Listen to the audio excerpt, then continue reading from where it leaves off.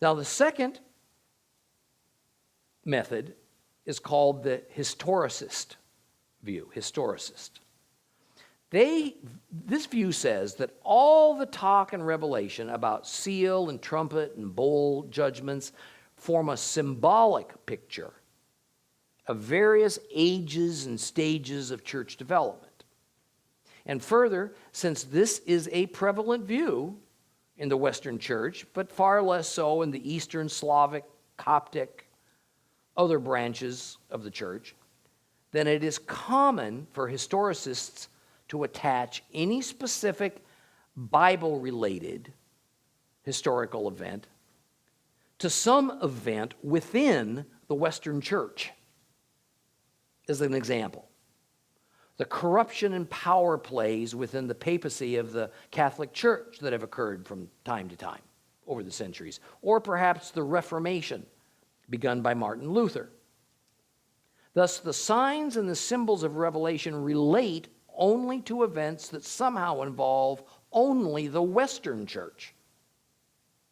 Therefore, over the centuries, as each generation of historicists sees events unfolding around them, they connect them to signs and symbols in Revelation and find a reason to predict the imminent return of Christ in their day. Now, this view's major flaw, of course, is it's always been wrong in predicting the end of the world and the imminent coming of Yeshua. Today, some scholars who criticize this viewpoint of interpretation mock it as newspaper exegesis. That is, people pick up the newspaper and they see some terrible happening. Today, those happenings usually involve Muslims in the Middle East, and attach those happenings to something John said in Revelation. In other words, these current events are seen as prophecy being fulfilled.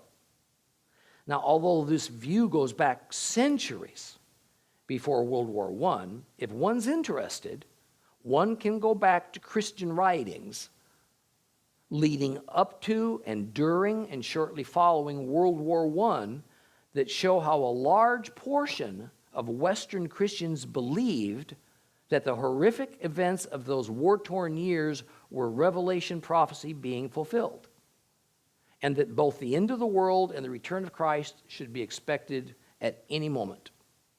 Many Christians, because of this belief, committed suicide, stopped having babies, sold everything and went into isolation, separated themselves from their communities and unbelieving members of their families, and more, in what they viewed as the proper preparation for Christ's return, and based it all on symbols and signs they found in Revelation that seemed to be aligning with current events.